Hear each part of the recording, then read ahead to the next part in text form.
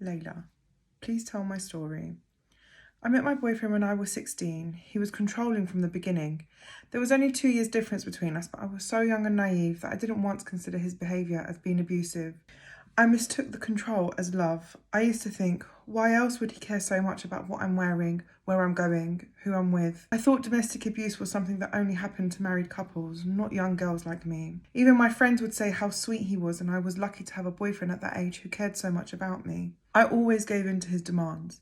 If he told me I couldn't wear an item of clothing, I listened. If he said I wasn't allowed to go out, I listened. If he said I had to stop being friends with certain people, I listened. I used to think it wasn't an issue because I loved him and therefore I should show him I'm loyal. After all, that's what people do when they're in love, right? The abuse was all mental and emotional to begin with. In arguments, he'd say things like, "Stop talking or I'm going to punch you up." And when I'd pull him up on it, his response would be, "I didn't actually mean it. Do you think I'd really hit you? I'd never do that. I love you too much." And I really believed him. I thought, of course he wouldn't hit me. He was always very aggressive towards other people if he didn't get his own way. But I thought it was cute that he was never aggressive towards me. It somehow made me feel special. I was so wrong. He slowly started to turn violent towards me, and I can see now that he was building up to this by grooming me so well with other forms of abuse. At first, he started off by cutting my clothes up.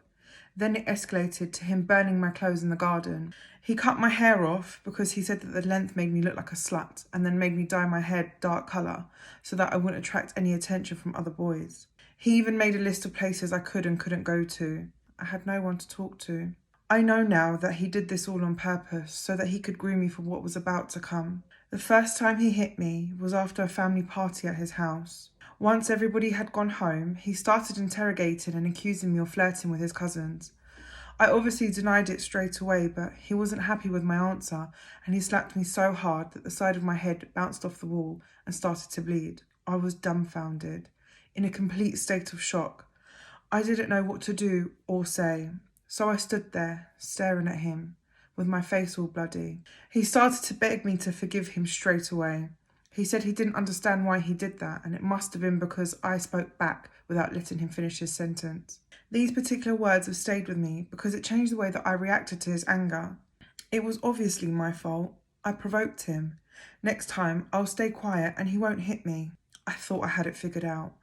I loved him so much and I just wanted to do anything to please him and make him happy.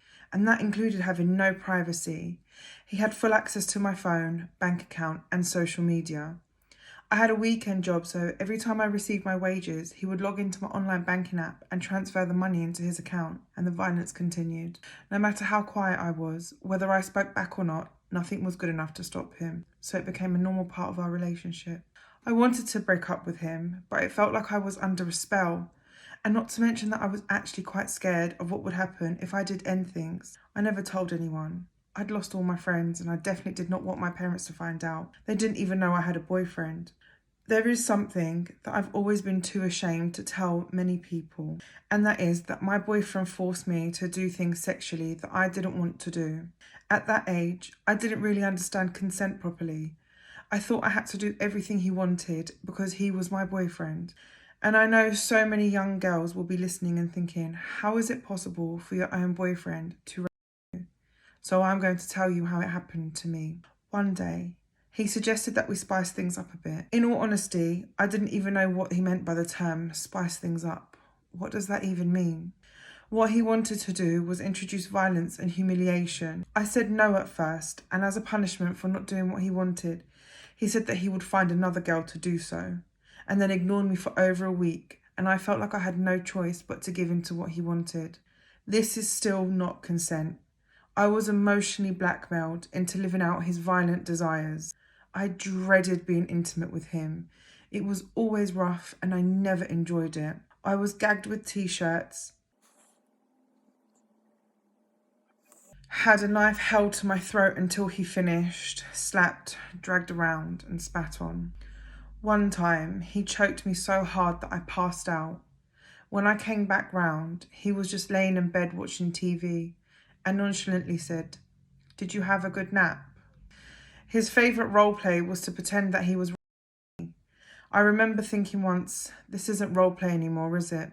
This is really happening to me. Soon enough, he wanted to take things to the next level. To him, this meant a threesome with other men. Sometimes they were his friends that I knew, other times they were complete strangers that I only saw once and they never came back. I endured this for 2 years until one day I went to a sexual health clinic as I knew something wasn't right. I was in a bit of pain. I'd had a few STDs from all the sexual abuse I was experiencing, but nothing like this, so I knew I had to go get it checked out. At the clinic, they did a pregnancy test that came back positive. I didn't know what to do.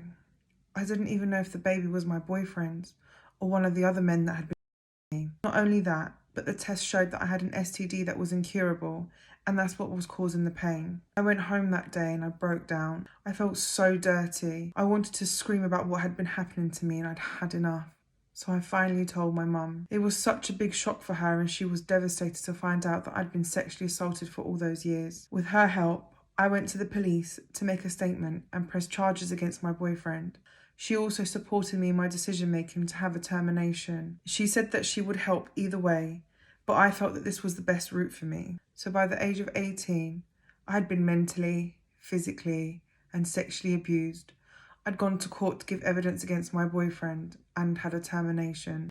My mental health took a turn for the worse, and there were 3 times where I tried to end my life. But I'm so grateful that neither attempt worked because I'm finally getting the help I need to heal and move on with my life.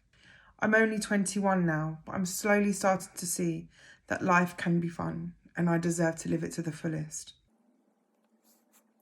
I look at other women on social media who are older than me for inspiration. Their experiences have helped me on days when I felt like I couldn't go on. And I really hope that by sharing my story with you, other girls will feel the same too. So please, ladies, don't ignore red flags. Please get help and get out.